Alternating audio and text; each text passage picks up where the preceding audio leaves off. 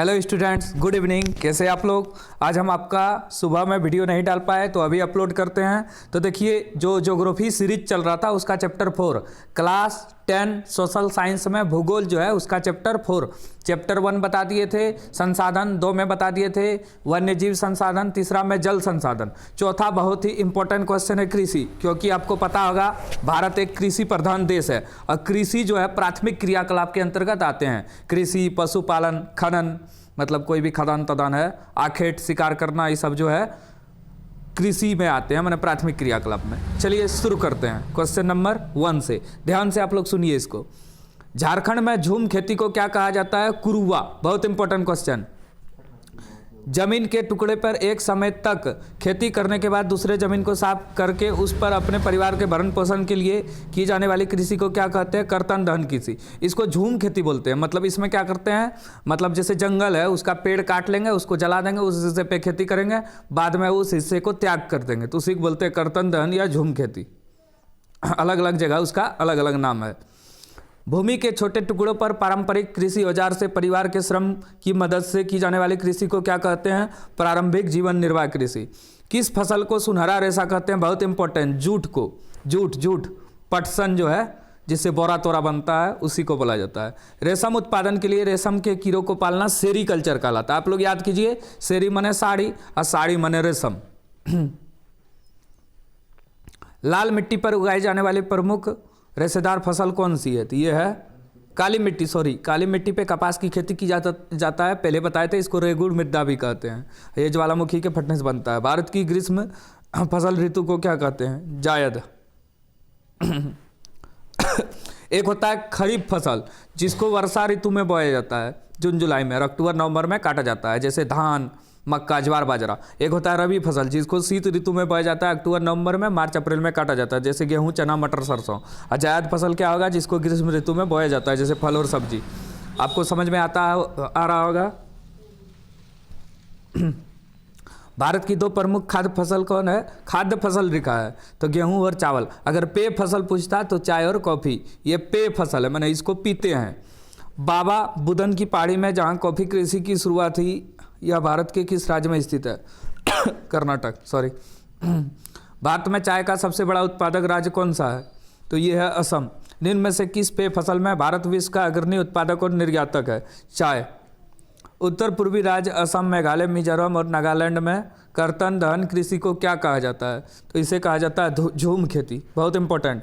जहाँ भूमि पर जनसंख्या का दबाव अधिक होता है वहाँ किस प्रकार की कृषि की जाती है? गहन कृषि।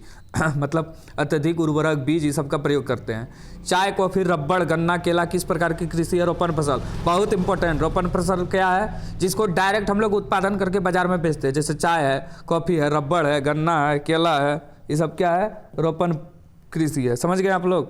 अब चलिए आगे चलते हैं।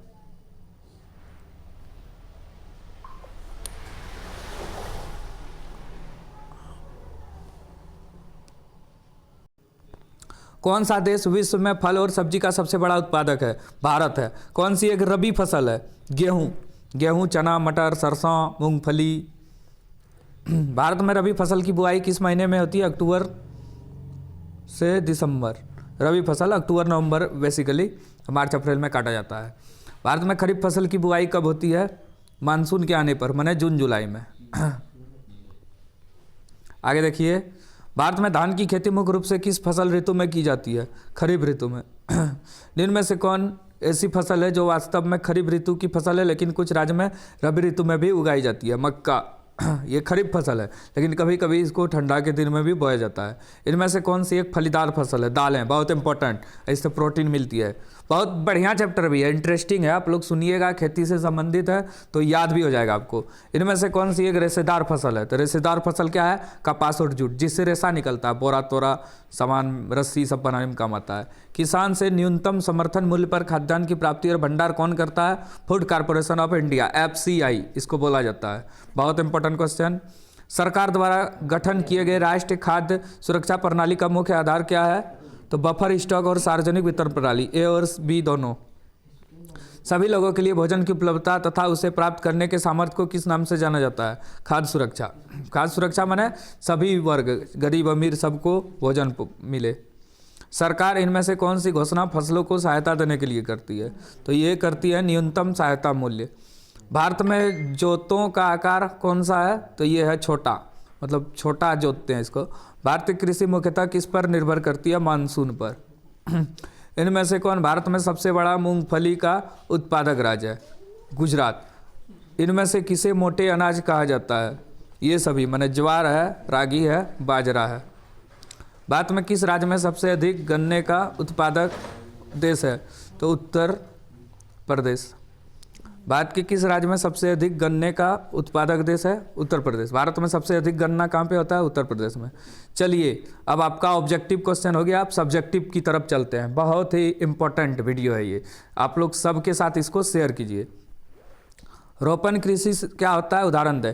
इस प्रकार की कृषि में लंबे चौड़े क्षेत्र में एकल फसल बोई जाती है। इसका मुख्य उद्देश्य होता है बाजार में बेचना, जैसे गन्ना, केला, रबड़, चाय, कॉफ़ी। बहुत इंपॉर्टेंट, एग्जाम्पल भी आ सकता है और परिभाषा भी आ सकता है। चलिए आगे। भारत में कितने शस्य ऋतुएं पाई जाती है? कृषि योग्य जो होता है, भारत में 3 शस्य ऋतुएं पाई जाती है, माने कृषि ऋतु इसको बोलते हैं, जैसे खरीफ, रबी, जायद। खरीफ, रबी और जायद। भारत में 3 ऋतुओं का नाम दें, साथ ही उन ऋतुओं में उपजाई जाने वाली फसलों को लिखें। रबी फसल जून जुलाई में बोते हैं, रबी फसल जाड़े के दिन में बोया जाता है, अक्टूबर नवंबर, और मार्च अप्रैल में काटा जाता है, जैसे गेहूँ, चना, मटर, सरसों, सोयाबीन, मूंगफली। खरीफ फसल जिसको मानसून में बोते हैं, माने जून जुलाई में, और अक्टूबर नवंबर में काटते हैं। बहुत इंपॉर्टेंट, चावल, कपास, मूंगफली, ज्वार, बाजरा। जायद फसल जिसको ग्रीष्म ऋतु में बोया जाता है, सब्जी, खीरा, तरबूज, ये सब आएगा। आपको बहुत ही अच्छी तरीक़ा से स्पीड में पूरा चैप्टर रिवीजन करा रहे हैं और अपना भाषा में, तो ध्यान से आप लोग इसको देखिए। फसल का प्रकार: रबी फसल, खरीफ फसल, जायद फसल। रबी फसल में गेहूँ आएगा, चना आएगा, सरसों आएगा। खरीफ फसल में चावल, कपास, मूंगफली। जायद फसल में सब्जी, खीरा, तरबूज, ये सब आएगा, फल और सब्जी। चलिए अब इम्पोर्टेंट क्वेश्चन, सब इम्पोर्टेंट नहीं है, ध्यान से आप लोग देखिए। और चैप्टर 1, 2, 3 भी देखिए आप लोग, तब चैप्टर 4 और 1, 2 चैप्टर है, पूरा भूगोल खत्म हो जाएगा। देखिए कितना कम समय में हम लोग बहुत ही अच्छा से ख़त्म कर रहे हैं सब चीज़, तो ध्यान से आप लोग को इसको देखना है। रबी फसलों की बुआई और कटाई किन महीनों में की जाती है? तो रबी फसल जो है, जैसे गेहूँ, जौ, चना, मटर, सरसों को शीत ऋतु माने अक्टूबर से दिसंबर के मध्य बोया जाता है, और ग्रीष्म ऋतु माने मार्च अप्रैल से जून के मध्य काटा जाता है। खरीफ फसलों की बुआई और कटाई का समय है। खरीफ फसल चावल, मक्का, ज्वार, बाजरा, तूर, अरहर, मूंग, उड़द, कपास, जूट, मूंगफली और सोयाबीन देश के विभिन्न क्षेत्र में मानसून के आगमन के साथ बोई जाती है और सितंबर अक्टूबर में काट ली जाती है, तो ये इंपॉर्टेंट है। जायद ऋतु फसलें क्या है? रबी और खरीफ फसल ऋतु के बीच ग्रीष्म ऋतु में बोई जाने वाली फसल को जायद फसल कहते हैं, माने गर्मी के दिन में बोते हैं। जायद ऋतु में मुख्यतः तरबूज, खरबूजे, खीरे, सब्जी और चारे की फसल की खेती की जाती है। चलो आगे देखो। भारत में उगाए जाने वाले मुख्य मोटे अनाज कौन से हैं? तो ज्वार है, बाजरा है, रागी है, मोटा अनाज है ये सब। स्वतंत्रता के पश्चात संस्थागत सुधारों के लिए क्या उपाय किए गए? जोतों की चकबंदी, सहकारिता और जमींदारी समाप्त करने की प्राथमिकता दी गई। कृषि की दृष्टि से भारत एक महत्वपूर्ण देश है, इसके 2 उदाहरण दें। तो भारत की 2/3 जनसंख्या कृषि कार्य में लगी है। हमारे अधिकांश खाद्य पदार्थ कृषि से प्राप्त होते हैं। उपभोक्ता को किन 2 वर्गों में बांटा गया है? APL, BPL। APL मतलब होता है अबव पॉवर्टी लाइन, गरीबी रेखा से ऊपर, और BPL माने होता है बिलो पॉवर्टी लाइन, गरीबी रेखा से नीचे। अब चलिए बड़ा क्वेश्चन आंसर 5 नंबर वाला। चलिए देखिए इसको, मेरा 15-20 मिनट का ये वीडियो काफ़ी महत्वपूर्ण होता है पूरा चैप्टर उड़ाने के लिए। स्थानांतरित कृषि से आप क्या समझते हैं, या भारत के किन क्षेत्र में की जाती है, या कर्तन दहन पर कृषि प्रणाली क्या है? जब एक स्थान की भूमि की उर्वरा शक्ति समाप्त हो जाती है तो किसान उस स्थान की भूमि को छोड़ के दूसरे स्थान की भूमि को साफ कर वहां पर खेती करते हैं। कृषि की इस प्रणाली को स्थानांतरित कृषि या कर्तन दहन प्रणाली कहा जाता है। इस प्रकार की कृषि भारत के पूर्वोत्तर प्रदेशों में, छोटा नागपुर के पठार भागों में, अंडमान निकोबार द्वीप समूह में की जाती है। प्रारंभिक जीवन निर्वाह कृषि या आत्मनिर्भर कृषि क्या है? आत्मनिर्भर कृषि माने सिर्फ पेट भरना अपने परिवार को खेती के द्वारा। तो इस प्रकार की कृषि में परिवार के सदस्य अपनी न्यूनतम आवश्यकता की पूर्ति के लिए कृषि कार्य करते हैं। इसमें भूमि का आकार काफ़ी छोटा होता है। बहुत इंपॉर्टेंट क्वेश्चन। इस प्रकार की कृषि का ढंग परंपरागत होता है, अर्थात इसमें हल या अन्य पुराने औजार का प्रयोग किया जाता है। परंपरागत माने वही हल, खुरपी, कुदारी सब का प्रयोग करेंगे। आत्मनिर्भर कृषि में जुड़े किसान प्राय गरीब होते हैं। इसमें आधुनिक उर्वरक तथा कीटनाशक का प्रयोग नहीं किया जाता है। आधुनिक उर्वरक माने जैसे डीएपी, यूरिया। कीटनाशक माने जो कीड़े मकोड़े को मारता है। एक होगा खरपतवारनाशी, जो खेत में उगे अवांछनीय पौधे, मतलब जिसकी ज़रूरत नहीं है, उसको खत्म करता है। इसमें किसान सिंचाई के लिए मानसून पर निर्भर होता है। आत्मनिर्भर कृषि में उत्पादकता का स्तर काफ़ी नीचा होता है।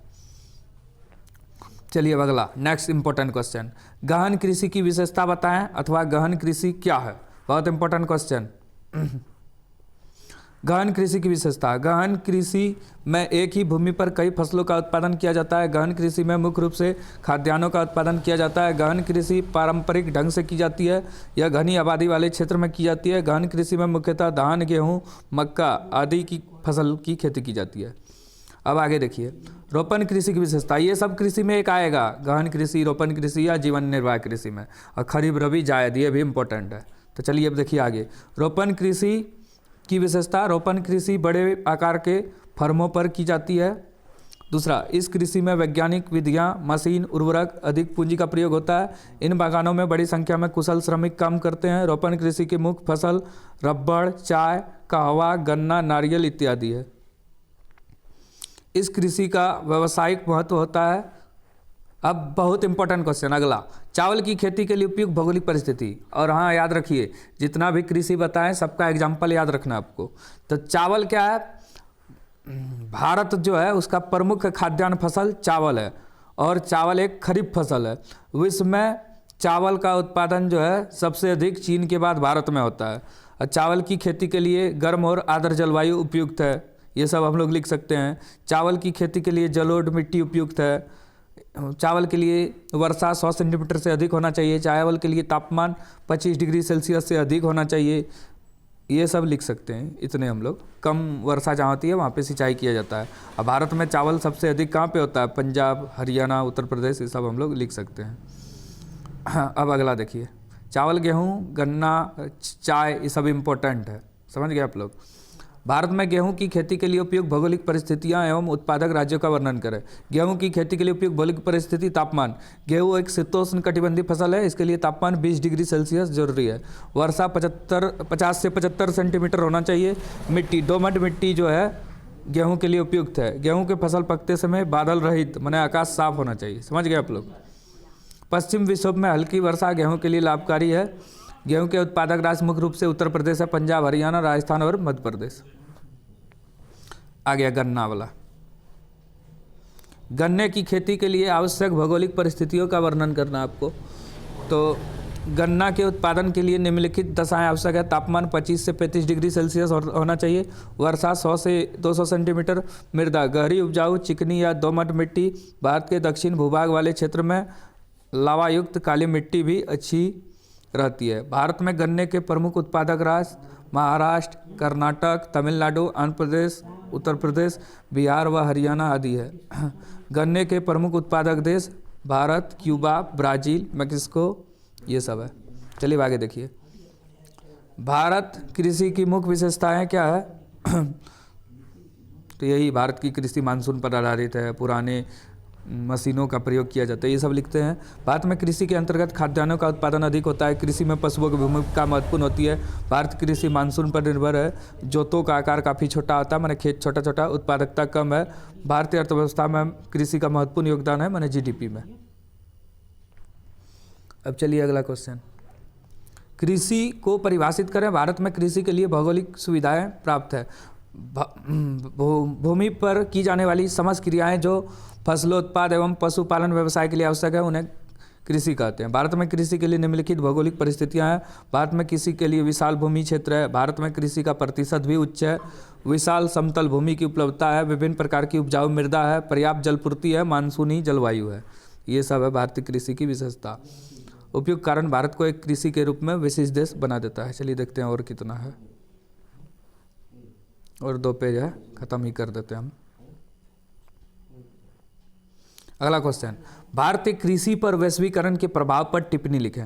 वैश्वीकरण माने क्या होता है? देश की अर्थव्यवस्था को संसार के अन्य देश की अर्थव्यवस्था के साथ जोड़ना। तो भारतीय कृषि पर वैश्वीकरण के प्रभाव, वैश्वीकरण के कारण भारतीय किसान अपने यहाँ अधिक उपज होने वाले कृषि उत्पादों को विश्व बाजार में बेचकर अच्छे दाम प्राप्त कर सकते हैं। विश्व के मांग के अनुसार नकदी और कीमती फसलों की खेती में वृद्धि, ढांचागत सुधार, प्रौद्योगिकी में परिवर्तन, बाजार सुविधा तथा साख का विस्तार। बहुराष्ट्र कंपनी तथा कृषि क्षेत्र में निवेश में वृद्धि से किसान को लाभ, कृषि वैज्ञानिकों के सहयोग से देश में नए फसलों का विकास, जेनेटिक इंजीनियरिंग द्वारा फसलों के उत्पादन में वृद्धि, प्रमुख कृषि उत्पादों को निर्यात की स्वतंत्रता दी गई, बाजार सुविधाएं, क्रेडिट कार्ड का विस्तार। जब भिन्न फसलों की मांग विश्व भर में बढ़ेगी तो मांग बढ़ने से चीज़ों का उत्पादन भी अधिक और किसानों की स्थिति में सुधार होगा।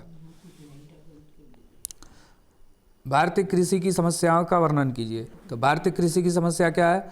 अधिकांश किसान गरीब है, उसके पास पूंजी का अभाव है, कृषि भूमि बिखरी हुई है तथा खेतों का आकार छोटा है, जिसके कारण सिंचाई, आधुनिक पद्धति तथा रखवाली आदि में कठिनाई होती है। पर्याप्त सिंचाई की सुविधा का अभाव होता है, कृषकों को वर्षा पर निर्भर रहना पड़ता है। कृषि का तरीका प्राचीन है तथा पुराने उपकरणों का प्रयोग किया जाता है, जिसके परिणाम स्वरूप कृषि की उत्पादकता कम है। अगला देखो क्वेश्चन, कृषि उत्पादन में वृद्धि के लिए सरकार द्वारा किए गए उपाय सुझाइए, अथवा सरकार द्वारा किसानों के हित में किए गए संस्थागत सुधार कार्यक्रम की सूची बनाइए। स्वतंत्रता के पश्चात भारतीय कृषि में सुधार हेतु सरकार द्वारा किए गए उपायों का वर्णन कीजिए। भारतीय कृषि में वृद्धि सुनिश्चित करने के लिए सरकार द्वारा निम्नलिखित उपाय किए गए हैं। क्या क्या उपाय किया गया है? सरकार किसानों को कम मूल्य पर उर्वरक, उन्नत बीज, विद्युत, जल आदि की सुविधा दी जाती है। भूमि को चकबंदी की गई ताकि किसानों की बिखरी हुई भूमि एक स्थान पर लाया जाए। किसानों को कम ब्याज दर पर ऋण उपलब्ध कराने के लिए ग्रामीण बैंक, सहकारी बैंक आदि की स्थापना की गई। सरकार द्वारा फसल बीमा को भी व्यवस्था किया गया। सिंचाई की सुविधा उपलब्ध कराने के लिए नहरों एवं तालाबों की व्यवस्था की गई। कृषि के क्षेत्र में महत्वपूर्ण अनुबंध किए गए हैं। भारतीय खाद्य निगम, राष्ट्रीय बीज निगम, भारतीय कृषि अनुसंधान परिषद, कृषि विश्वविद्यालय तथा महाविद्यालय आदि जैसी संस्थाओं की स्थापना कृषि की दशा सुधारने में सहायक रही है। किसानों को लाभ के लिए किसान क्रेडिट कार्ड शुरू किया गया। फसल के मूल्य में सहायता के लिए सरकार न्यूनतम सहायता मूल्य घोषित करती है। भारत में खाद्य सुरक्षा का विवरण दें। सभी लोगों के लिए भोजन की उपलब्धता तथा उसे प्राप्त करने के सामर्थ्य को खाद्य सुरक्षा के नाम से जाना जाता है। खाद्य सुरक्षा के 3 पहलू हैं: खाद्य पदार्थों की उपलब्धता, खाद्य पदार्थों की सुलभता तथा लोगों के पास खाद्य पदार्थों को प्राप्त करने की सामर्थ्य। भारत में खाद्य सुरक्षा को सुनिश्चित करने के लिए सरकार द्वारा राष्ट्रीय खाद्य सुरक्षा प्रणाली का गठन किया गया। इसके 2 प्रमुख आधार हैं: बफर स्टॉक तथा सार्वजनिक वितरण प्रणाली। मतलब कोटा वाला जो चावल गेहूँ आता वही है। ये दोनों घटक राष्ट्रीय खाद्य सुरक्षा नीति के क्रियान्वयन में महत्वपूर्ण भूमिका निभाते हैं। भारतीय खाद्य सुरक्षा नीति का उद्देश्य कम कीमत पर खाद्यान्नों की उपलब्धता को सुनिश्चित करना है। इससे निर्धन लोग भोजन प्राप्त करने में समर्थ होते हैं। भारतीय खाद्य निगम सरकार द्वारा घोषित न्यूनतम समर्थ मूल्य पर किसानों से खाद्यान्न प्राप्त करती है। फूड कॉरपोरेशन ऑफ इंडिया प्राप्त खाद्यान्नों का भंडार करती है तथा सार्वजनिक वितरण प्रणाली के माध्यम से खाद्यान्नों का वितरण सुनिश्चित करती है। अगला क्वेश्चन, न्यूनतम समर्थन मूल्य से क्या समझते हैं? न्यूनतम समर्थन मूल्य सरकार द्वारा घोषित मूल्य है जिस मूल्य पर सरकार किसानों से अनाज खरीदती है। न्यूनतम समर्थन मूल्य किसानों को उसके उत्पादन का उचित मूल्य है। सरकार द्वारा इसे किसानों के हित में लागू किया गया है।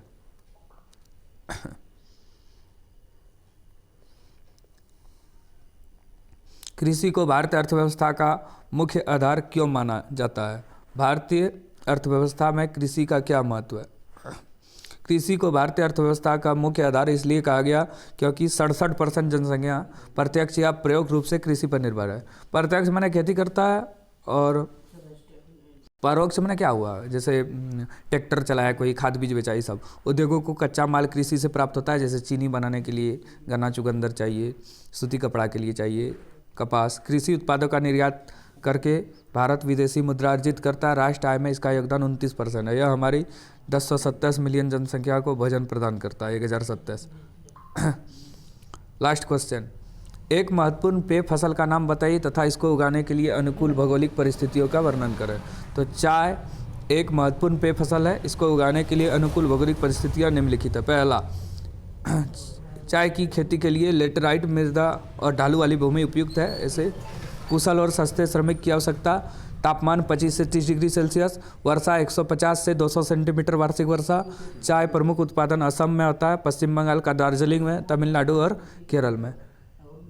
ठीक है, आपका ये चैप्टर हो गया। वीडियो को ध्यान से देखिए। धन्यवाद।